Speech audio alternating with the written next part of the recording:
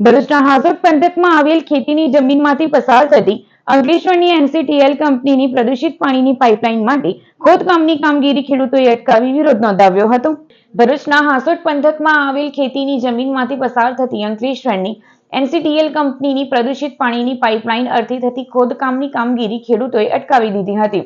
ખેડૂતોએ જણાવ્યું હતું કે ખેતરમાં નવી પાઇપલાઇન નાખવા કંપની દ્વારા ખેડૂતોની પરવાનગી લીધી નહોતી.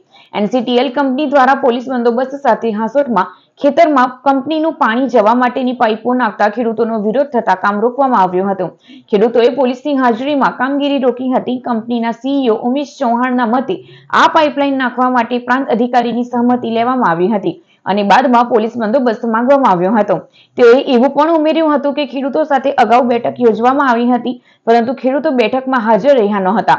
આ બાદ આજે પોલીસ બંદોબસ્ત વચ્ચે પાઇપલાઇન નાખવાની કામગીરી હાથ ધરવામાં આવી હતી, પરંતુ કેટલાક ખેડૂતોએ તેનો વિરોધ કર્યો હતો. બીજી તરફ ખેડૂતોએ જણાવ્યું હતું કે કંપની દ્વારા તેઓની પાસે કોઈ પણ પરવાનગી કે સંમતિ લેવાની તસદી લીધી નહોતી અને અમારી જાણ બહાર ખેતરમાં ખોદકામ ચાલુ કરી દીધું હતું.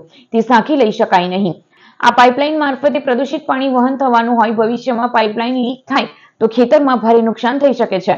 આ બાબતે કંપની બેજવાબદાર રીતે વર્તી પોલીસના ધાકે પાઇપલાઇન નાખવાની કામગીરી કરે તે અમે સાંખી નહીં લઈએ. હું હાસોટ ગામનો રહેવાસી છું અને હાસોટ ગામમાં હું ખેતી કરું છું. આજે જે અત્યારે આપણે જે જમીન પર ઊભા છીએ એ મારા કબજાવાળી જમીન છે અને એમાં હું ખેતી કરું છું. અગાઉ આ જગ્યામાંથી એનસીટીએલ કંપનીની લાઈન ગયેલ હતી, જેનું વળતર પણ ખેડૂતોને ચૂકવેલ હતું અને હવે એ નવી લાઈન નાખવા માટે આજે કોઈ પણ ખેડૂતોને વિશ્વાસમાં લીધા વગર અહીંયા એ લોકો કહે છે કે એસડીએમ શ્રીનો હુકમ છે, મામલતદાર શ્રીનો હુકમ છે, એટલે એ લોકો લઈને સીધા મારા ખેતરમાં જેસીબી અને એનસીટીએલ કંપનીના ઉચ્ચ અધિકારીઓ આવી મારી કોઈ પણ જાતની પરવાનગી લીધા વગર મારા ખેતરમાં, જે મારા કબજાવાળું ખેતર છે, એમાં ખોદકામ કરેલ છે. એટલે અત્રે હું સુરત રહું છું, એટલે સુરતથી મારે તાત્કાલિક આવવું પડ્યું અને મેં એ સાહેબશ્રીઓને વિનંતી કરી કે અમારી મંજૂરી વગર આપ શ્રી અમારા ખેતરમાં પ્રવેશ કઈ રીતના કરી શકો, કારણ કે આ લાઈનમાંથી જે પાણી જવાનું છે એ બહુ જ દૂષિત છે. કદાચ જો લાઈન લીકેજ થાય અને ખેતરોમાં પાણી ફેલાય, આવનારા દિવસોમાં ટૂંક સમયમાં જ આ જમીનોને બંજર બનાવી દેશે.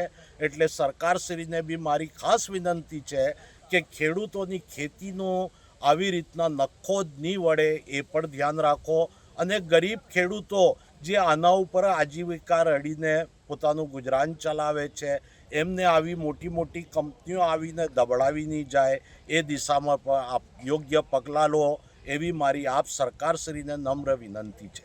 નર્મદા ક્લીનટેક સીઈઓ આજ રોજ અમારે 15 કિલોમીટર જે સ્ટીલ પાઇપલાઇન નાખવાની છે એની કામગીરી માટે આવેલા હતા.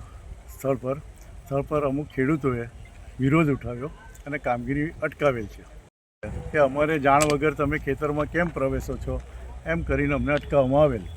પરંતુ અમે એમને બતાવ્યું કે અમે 2 મિટિંગ 3 મિટિંગ ખેડૂતો સાથે પણ કરી, એસડીએમ કચેરી ખાતે પણ કરી મામલતદાર સાહેબની હાજરીમાં, પણ આ બાબતે કોઈ કામગીરી આગળ ધપી નહીં.